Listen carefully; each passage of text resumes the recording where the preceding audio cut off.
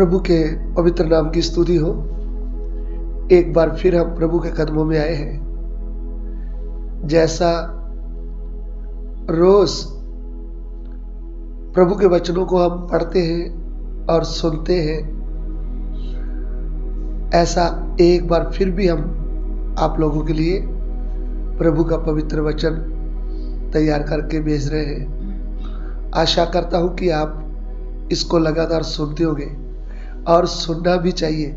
हम आपकी सेवा के लिए रोज रोज ताजा आत्मिक भोजन भेज रहे हैं, आपके घर में आ रहा है, तो उसमें आपको इसको बड़े प्रेम से और रोज प्रभु का वचन सुनना चाहिए, समय निकाल करके। चलिए, आशा करते हैं कि आप बिल्कुल ठीक होंगे और प्रभु आपके साथ होगा।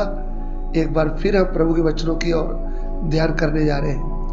आज के ध्यान के लिए फिलिपियों की पत्री उसका 3 अध्याय उसका 8 वचन पढ़ना चाहता हूं। Philippians chapter 3 verse 8। वर्ग में अपने प्रभु मसीह यीशु की पहचान की उत्तमता के कारण सब बातों को हानि समझता हूँ, जिसके कारण मैंने सब वस्तुओं की हानि उठाई और उन्हें कूड़ा समझता हूँ, जिससे मैं मसीह को प्राप्त करूं। आमीन। यहाँ पे पौलुस प्रेरित फिलीपींस में रहने वाले विश्वासी भाई बहनों को एक पत्र लिखता है। उनको याद दिलाता है कि प्रभु यीशु मसीह के ज्ञान की उत्तमता के कारण मैं मेरे फायदे की वस्तुओं को हानि समझता हूं। यानी इस पृथ्वी में मेरे शरीर के लिए जो वस्तुएं अति जरूरी है, जिनके पीछे लोग भागते हैं, घर, प्लॉट, दुकान, जॉब, बिजनेस, ये सब के पीछे दुनिया रात दिन भाग रही है। क्यों भाग रही है? उनको अनंत जीवन के बारे में मालूम नहीं है।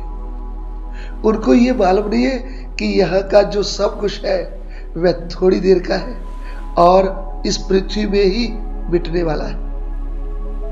हमारा जो शरीर है ये भी तो मिट्टी का है, ये भी तो इधर मिटने वाला है ना। इसके अंदर जो प्राण और आत्मा है वो अनंत काल तक रहने वाला है। सो यदि अनंत काल तक रहना है तो पाप के कारण हर मनुष्य का आत्मा प्राण मर गया है और उस मरे हुए आत्मा प्राण को अनंत जीवन चाहिए। तो जब आपको इस बात का ज्ञान ही नहीं होगा कि अनंत जीवन कैसे मिलेगा, तब तक आप संसार शरीर की वस्तुओं के ओर लगे रहेंगे। सो इधर में पौलुस प्रेरित के ऊपर एक बड़ा भेद प्रकट हुआ। प्रभु यीशु मसीह का ज्ञान उनको आया, गहरा ज्ञान। वो क्या था कि जो पाप करता है वो मरने के योग है और वो तड़फने वाली आग में उसको जाना है। अभी पौलुस के विषय में हम ध्यान करें तो वो अपने साक्षी खुद ही देता है। आइए हम फिलिपियों की पत्री 3 का 5 पढ़िएगा। Philippians chapter 3 verse 5। 8वें दिन मेरा खतना हुआ, इस्राएल के वंश और बिन्यामीन के गोत्र का हूँ। यहां भी लिखता है कि 8वें दिन मेरा खतना हुआ। अगर आप खतने की बात छेड़ेंगे तो अब्राहम से परमेश्वर ने बात किया कि अब्राहम जो आपकी संतान होगी उसका खतना होगा, और जिसका खतना नहीं हुआ वो अब्राहम की संतान नहीं मानी जाती थी। इसलिए बड़े गर्व से ये पौलुस बोलता है कि 8वें दिन मेरा खतना हुआ। इब्रानियों का इब्रानी हूँ, इब्रानियों का इब्रानी, यानी इब्रानी बोलने वाला इस्राएली हूँ। हाँ, व्यवस्था के विषय में यदि कहो तो फरीसी हूँ। व्यवस्था के विषय में अगर आप कहोगे तो मैं फरीसी हूँ, यानी सिखाने वाला। मैंने सीखा है प्रभु का वचन। इन्होंने 3 साल गमलीएल के चरणों में बैठकर प्रभु का वचन भविष्यवाणी को सीखा है, व्यवस्था को सीखा है, तो वो अपनी गवाही दे रहा है। उत्साह के विषय में यदि कहो तो कलीसिया का सताने वाला। परमेश्वर के प्रति मेरे मन में इतना हृदय में जलन थी, उसके कारण मैं कलीसिया को सताता था। और व्यवस्था की धार्मिकता के विषय में यदि कहो तो निर्दोष था। यदि आप व्यवस्था की धार्मिकता के बारे में देखोगे तो मैं निर्दोष था। ऐसा वह अपनी साक्षी देता है। इतना बड़ा यहोवा परमेश्वर का प्रिय सेवक होता हुआ भी ये इस बात के ज्ञान को नहीं जानता था कि मेरा यहोवा परमेश्वर मनुष्य के रूप में आया है और पापियों का उद्धार करने के लिए आया है, और वो ही कोई और नहीं, वो नासरत का यीशु है। नासरत के यीशु से ये बहुत नफरत करता था, उसके ज्ञान को नहीं जानता था। इसलिए कोई ऐसा बोलता था कि नासरत का यीशु ही मसीह है तो उसको मारपीट करता था, उसको जान से मार डाला।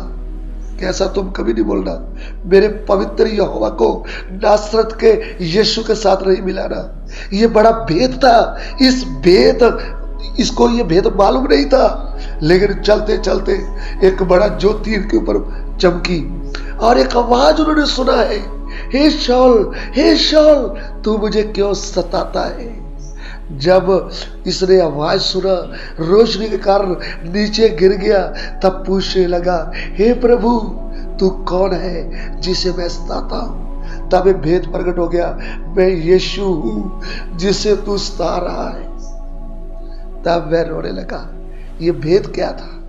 भेद यही था कि तेरा पवित्र परमेश्वर यहोवा मैं मनुष्य के रूप में यीशु बनकर आया हूँ, यीशु मसीह बनकर आया हूँ। ये उत्तम ज्ञान था। इसलिए ये 3 दिन तक रोता रहा और प्रार्थना करता रहा। जब इसकी आंखें खुल गई, इन्होंने बपतिस्मा लिया, पवित्र आत्मा का अभिषेक पाया, फिर निर्णय ले लिया, मैं जीऊंगा भी प्रभु के लिए, मरूंगा भी प्रभु के लिए। ये थी प्रभु यीशु मसीह के प्रेम की उत्तमता। सो प्रिय भाइयों बहनों, क्या मुझे और आपको यीशु मसीह का प्रेम समझ में आया है? मुझे और आपको ये ज्ञान की उत्तमता की समझ आई है? हम प्रभु के लिए क्या कर रहे हैं? हम प्रभु के लिए कुछ काम कर रहे हैं? हम प्रभु को हृदय से प्रेम कर रहे हैं? क्या हम दुनिया में फंसे हुए हैं? ये आज का प्रश्न हमारे सामने है। हम अपनी ओर जरा ध्यान लगाएं। हम अभी किसकी चिंता कर रहे हैं? नाशवान वस्तुओं की, या फिर यीशु मसीह के प्रेम में आगे बढ़ रहे हैं?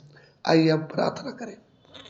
हमारे प्यार करने वाले परमेश्वर, दिए हुए वचन के लिए आपका धन्यवाद। आपका वचन हमारे हृदय से बातें करे। प्रभु आज का सभी यात्रा महिमा आपको देते हैं। पिता, हमारी विनती को ग्रहण करें। ये विनती यीशु मसीह के पवित्र नाम से मांगते हैं, आमीन।